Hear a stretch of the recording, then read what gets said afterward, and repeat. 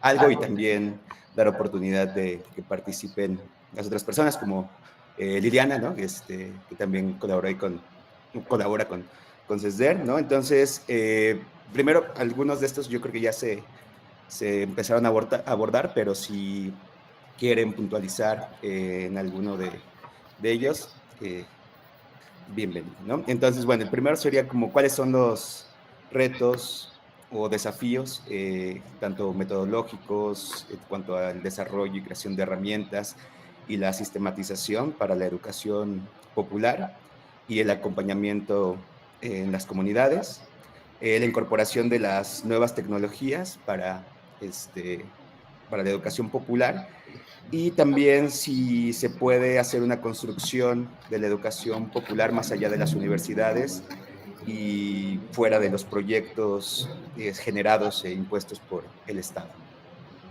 Entonces eso sería como por ahí si gustan abordar. Y yo creo que, bueno, el tiempo de participación ahora sería como mucho más breve, unos 3, 5 minutos máximo por participación. ¿Quién dice yo?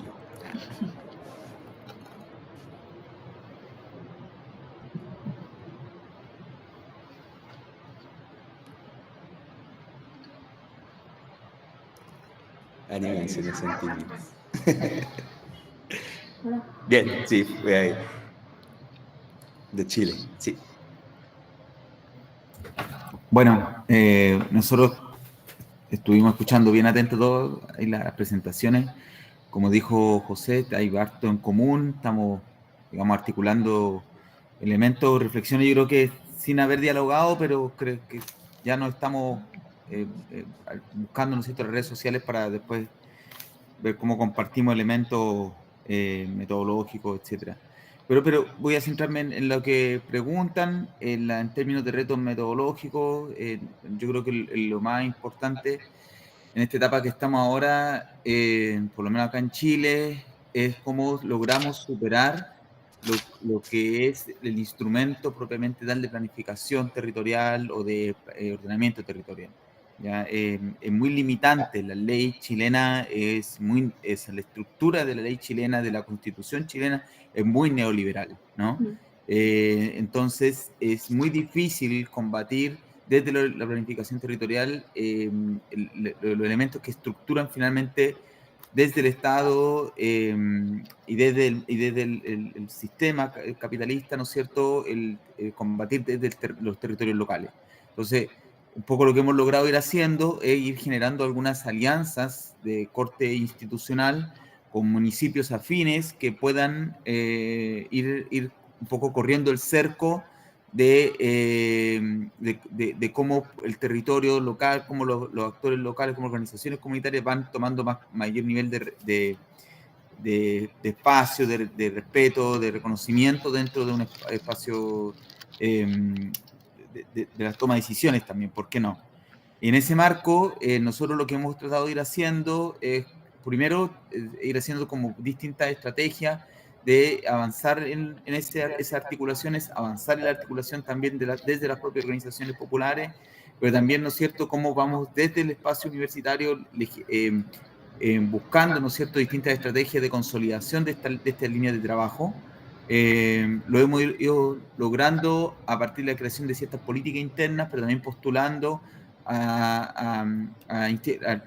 apostando un poco a la institucionalización de estas líneas, ¿no? Estamos hace poco con un laboratorio que logramos también aumentar el tema de las tecnologías, ¿no? E incrementar en función del uso de otras herramientas que tampoco teníamos nosotros conocimiento y hemos tenido que ir juntándonos con personas que sepan de ese manejo de esa herramienta. Entonces, por ahí, digamos, va nuestra experiencia. Y respecto a lo último, nada, yo creo que es súper complicado como hablarlo desde la universidad esto, pero yo entiendo, y así lo hemos tratado de ir haciendo desde nuestras propias militancias fuera, ¿no es cierto?, de la universidad. También aquí hay espacios de mayor nivel de autonomía, ¿no? Y ahí, digamos, nosotros tratamos de ir rompiendo esas relaciones de dependencia y más bien, ¿no es cierto?, ser facilitadores de herramientas para que después se puedan aplicar autónomamente desde los territorios locales, ¿no? Perfecto. Muchas gracias. ¿Alguien quiere continuar?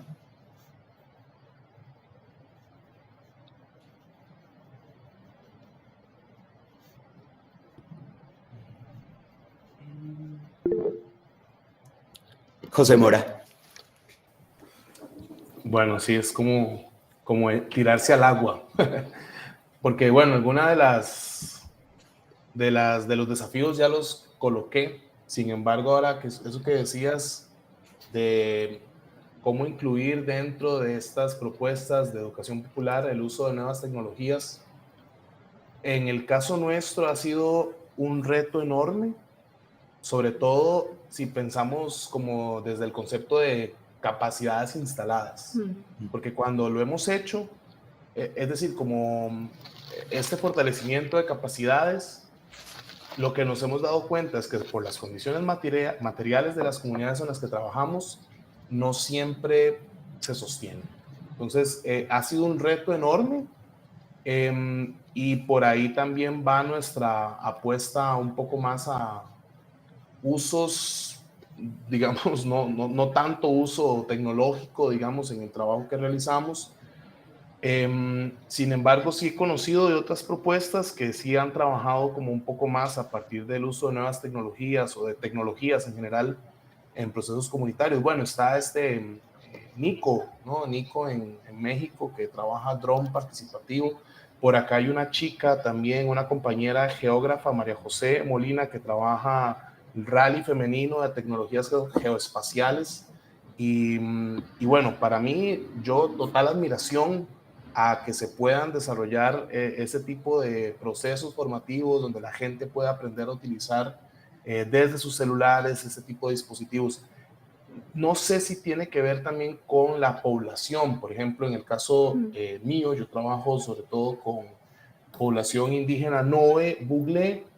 Es difícil, por ejemplo, pensar en el uso de computadores, el uso incluso de teléfonos celulares con esta población. Entonces, ha sido un reto enorme. Yo creo que tal vez para responder a tu pregunta, es necesario cuando se piensan en esos procesos, claramente tener muy clara la población con la que se trabaja y si es posible tener recursos, porque muchas veces los recursos que se requieren en las comunidades no están. Entonces, creo que eso por ahí como para dejarlo en la reflexión. Gracias. Sí. De los demás que nos acompañan, sí, Dulce. Sí, gracias. Bueno, para intentar responder un poquito de las preguntas, bueno, de retos y desafíos, varios que ya compartimos, ¿no? Que creo que también tienen mucho que ver, que se van viendo más claros según también la población con la que trabajamos y pues los contenidos, ¿verdad? Y bueno, el reto que luego surge en muchos lados tiene que ver con el trabajo con juventudes, ¿verdad? Como también una forma de buscar que se sumen o aproximarse, pero bueno, lo quiero ligar un poquito con lo de las nuevas tecnologías, ¿verdad? Porque este mundo va cambiando súper rápido y a veces no alcanzamos a entender, ¿no? Como sobre todo en esto de tecnología. Bueno, que una cosa es decir nuevas tecnologías, ¿no? Que, bueno, ¿cuáles son, verdad? Algunas ya más familiarizados estamos, pero con todo esto de la inteligencia artificial, ¿no? Tantos debates nuevos que abre también, ¿no? Como herramientas que podemos incorporar y usarlas como lo que son, como herramientas, ¿verdad? Para el trabajo,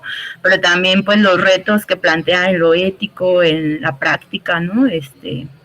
Bueno, sí, creo que son discusiones también a las que nos hace falta un poquito más centrarle, ¿verdad? Porque, pues sí, como decía, pues va muy rápido y está muy acelerado, ¿no? También como intentar, pues no satanizar, ¿no? Pero también sí colocar, pues, estas preguntas importantes de cómo usamos, ¿no? Las tecnologías en general.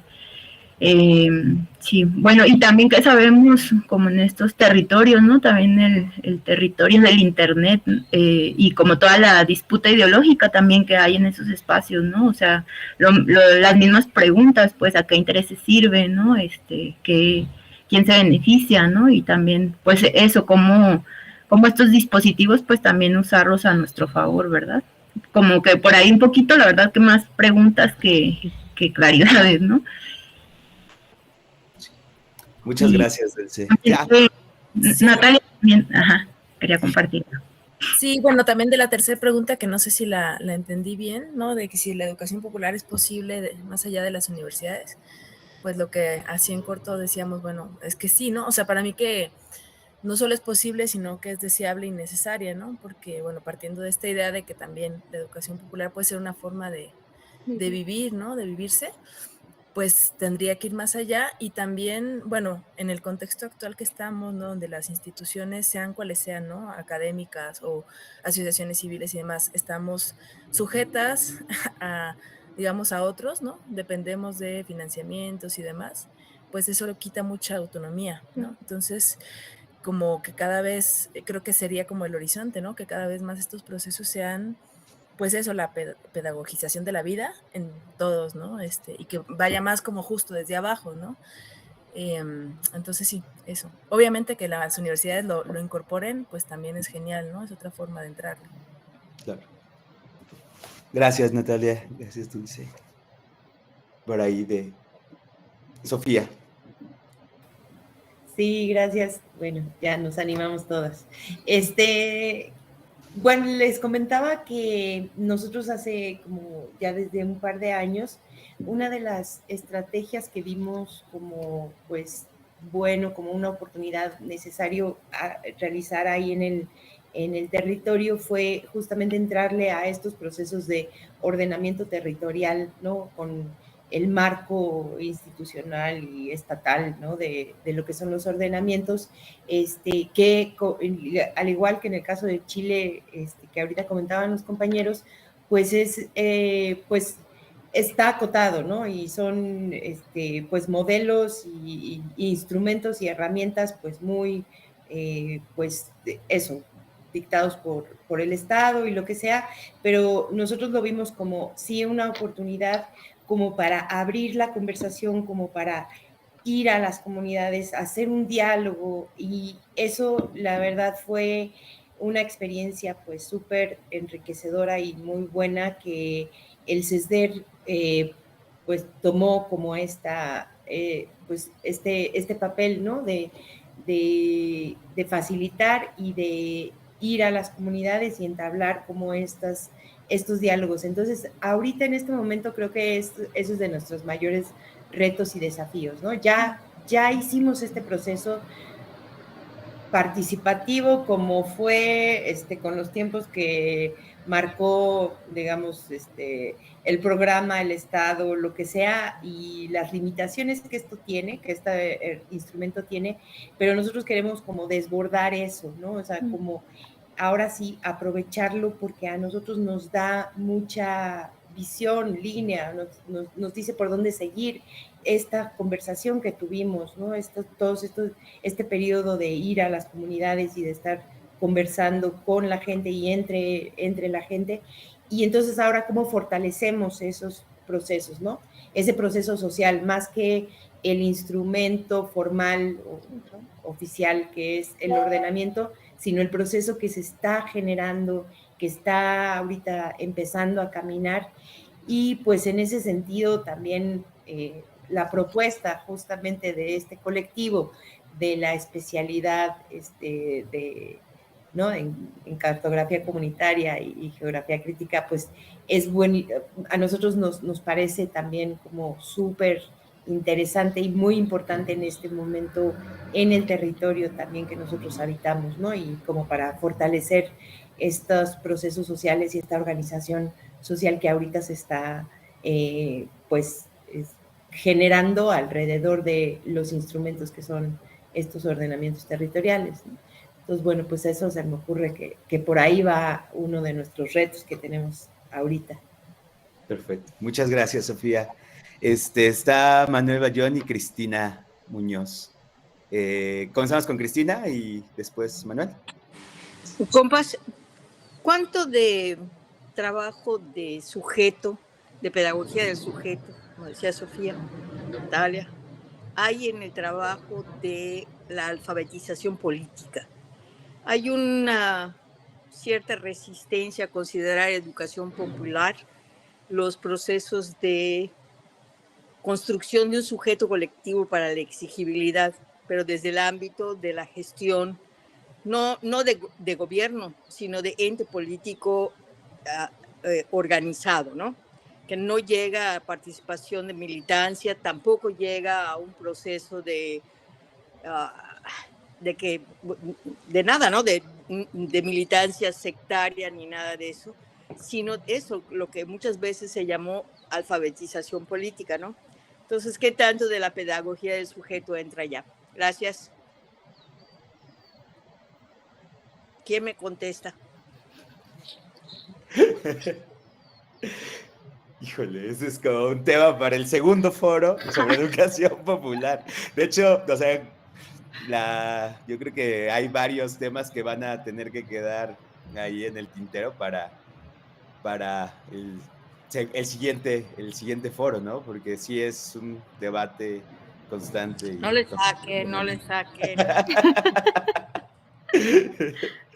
No, hay que meterle más que sacarle. Bueno, me espero entonces al segundo. Gracias. Muchas gracias, Cristina. Manuel. Sí, tuvo que ser Amanda y por eso hablo yo ahora. En el Ecuador más bien tenemos como, me voy a meter así como un poco inconscientemente a la pregunta de Cristina, pero en el Ecuador digamos que el sujeto político militante está ahí, ¿no? Es decir, nuestro trabajo es con el movimiento indígena y digamos que en el colectivo nos metemos en la educación popular porque hay un contexto de demanda de la juventud protagonista de los paros de formación política y técnica, ¿no? Entonces, digamos que nuestro camino es al revés, es el de ser técnicos, técnicas que hacemos geografía, cartografía, procesos participativos, pero desde la demanda, desde la lucha contra la usurpación territorial y la recuperación de tierras. Y más bien son los sujetos militantes políticos los que nos ponen como demanda concreta realizar educación popular, ¿no? Entonces, desde ahí queremos, digamos que la demanda es, queremos que lo que ustedes hacen, poderlo hacer nosotros directamente en nuestros territorios, ¿no? Entonces, más bien en nuestro recorrido nos toca, pues, ahí contribuyó mucho en nuestro proceso las compañeras feministas que llevan décadas haciendo educación popular con sectores urbano-populares de mujeres vinculadas a procesos de criminalización, cárcel, etcétera, ¿no?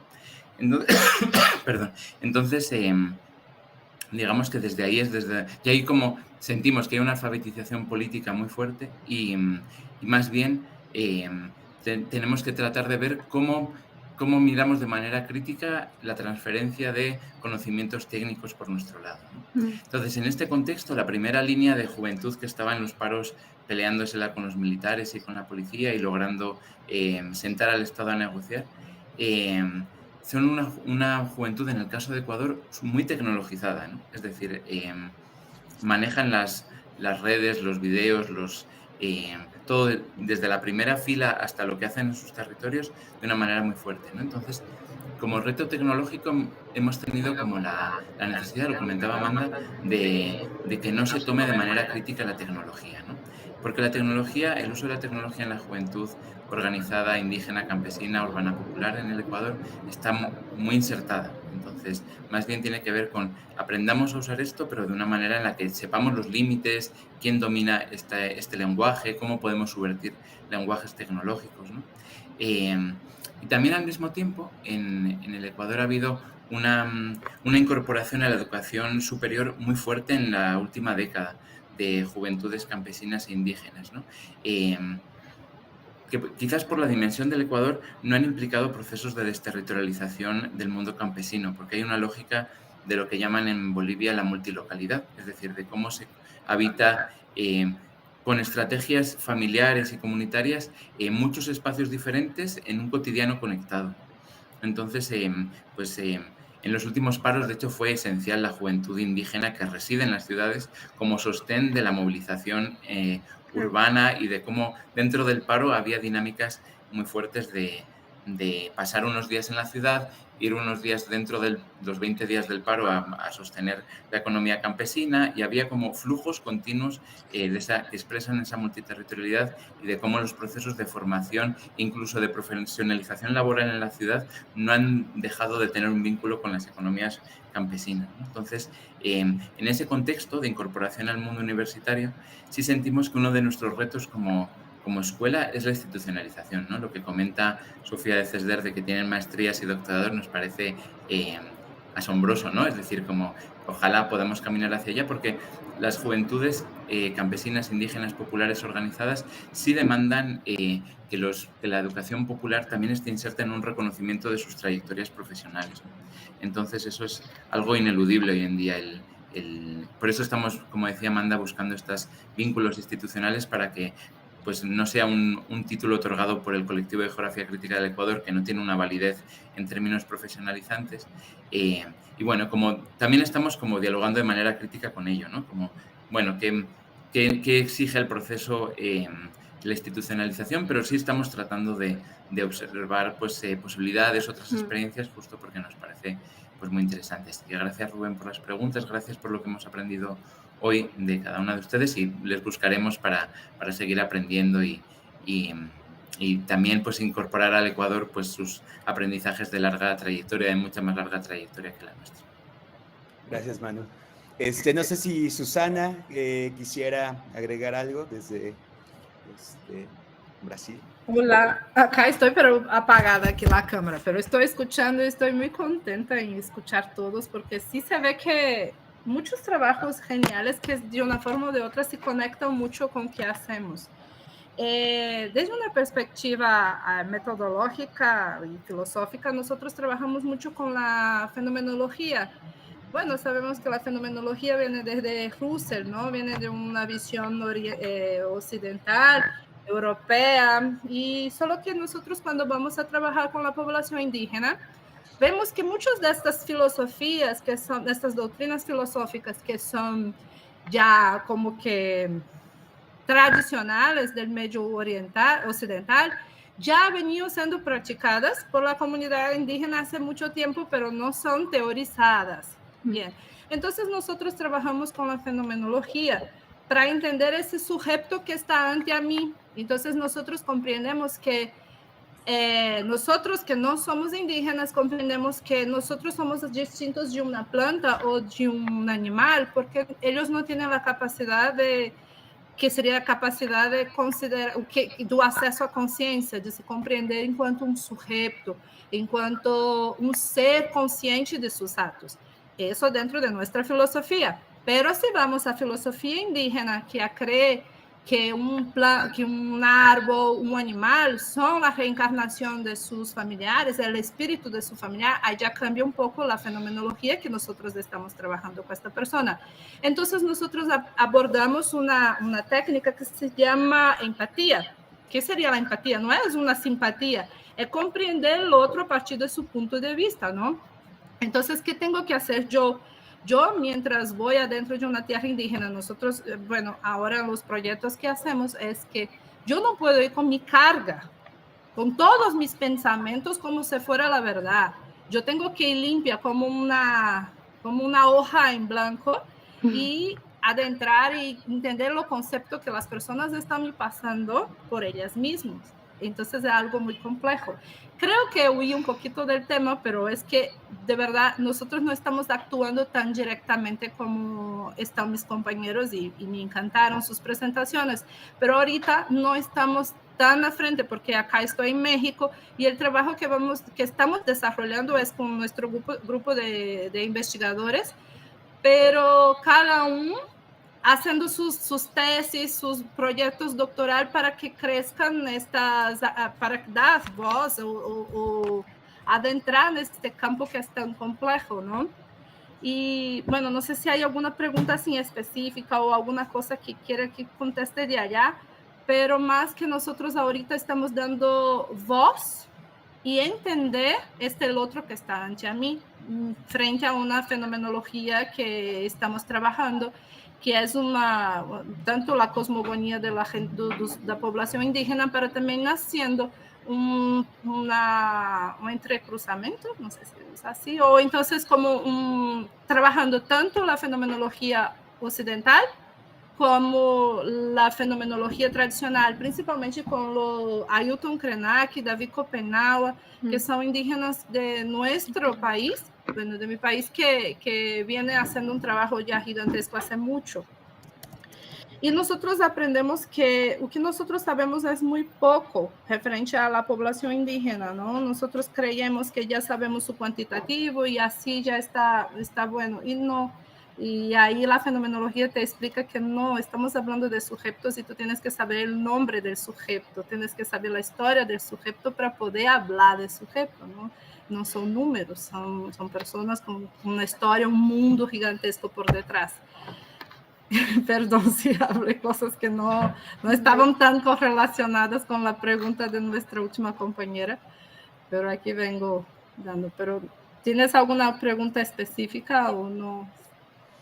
No. Tudo bem. Muito obrigado, Susana. De nada. Pues más bien, yo creo que podemos ir cerrando, pero no sé si alguien de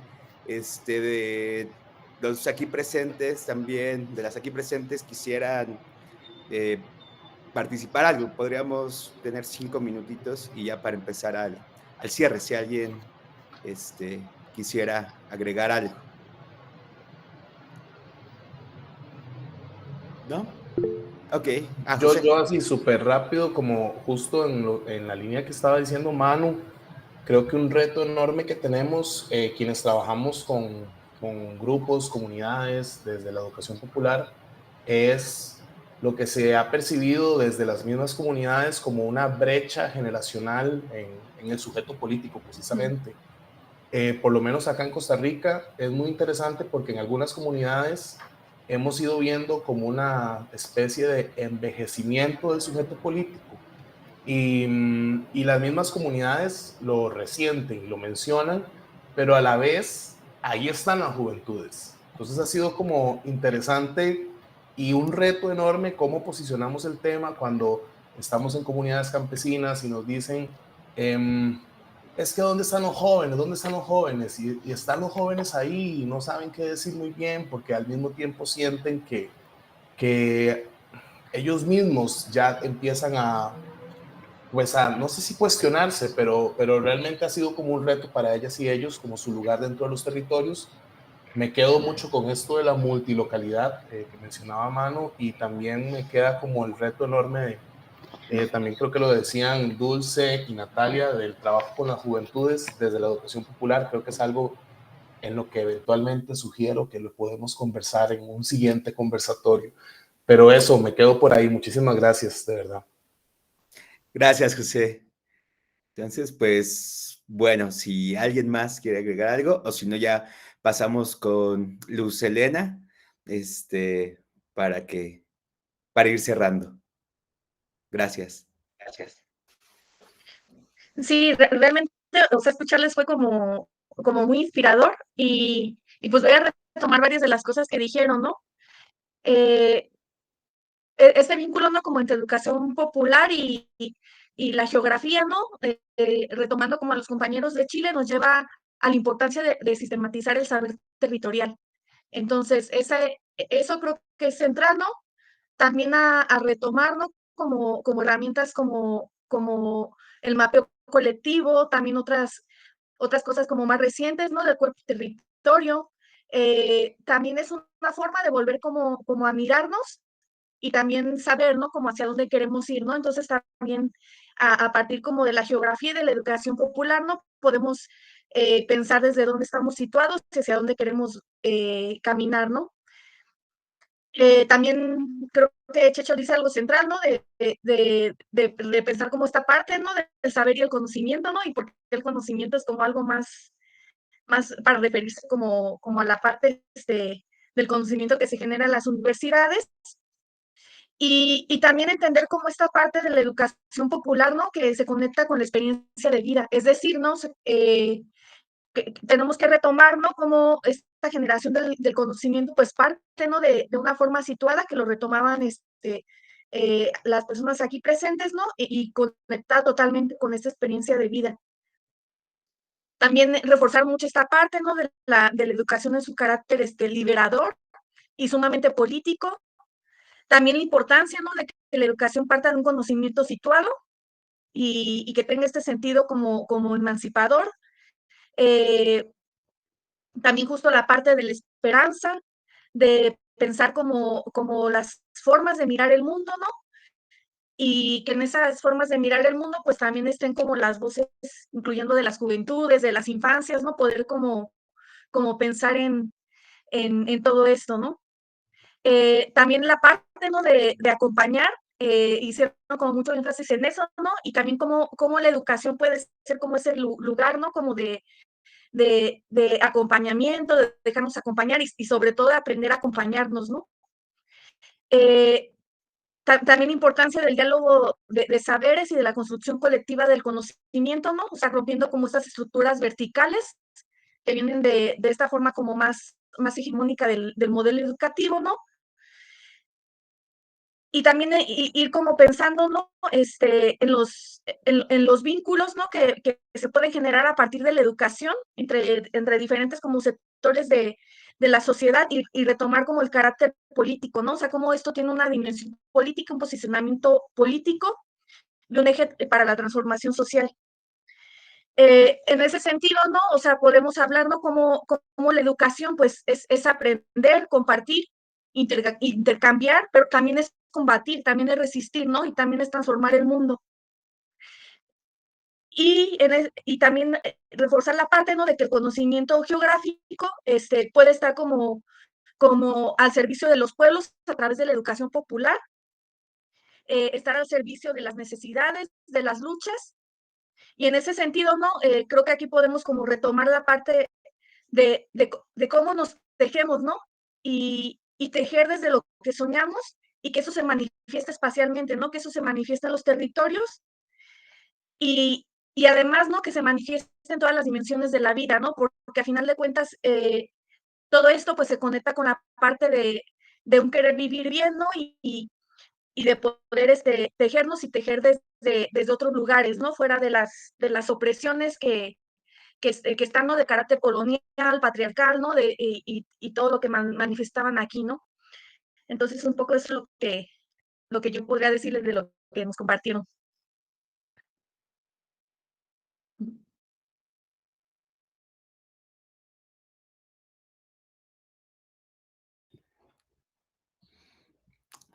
Pues gracias, Luz.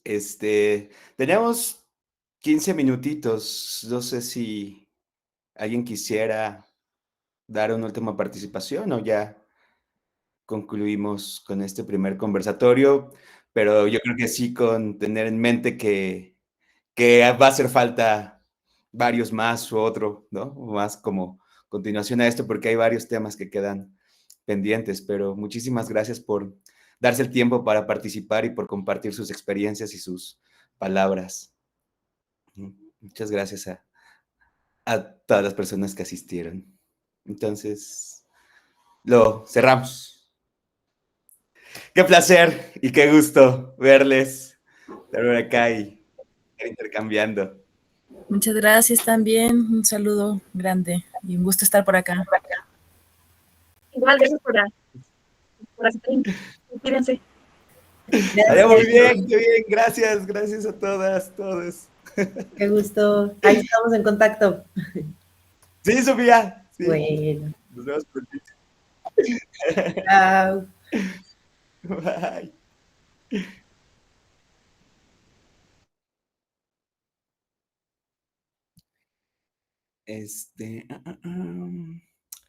Bueno, pues nos quedamos tantito. Carl, Gaia, Manu, Luz. Va pues. Okay.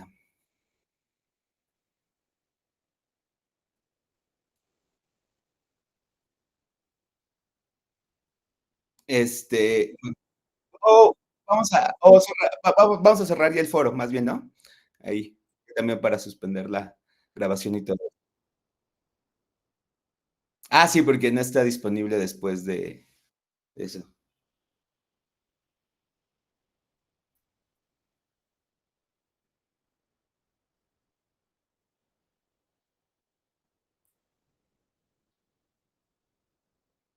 Ah, ya.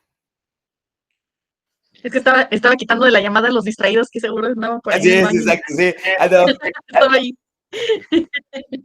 Yo estaba esperando que justo estaba poniendo, o nada más que se salga Carmelo, pero pues más bien que regrese el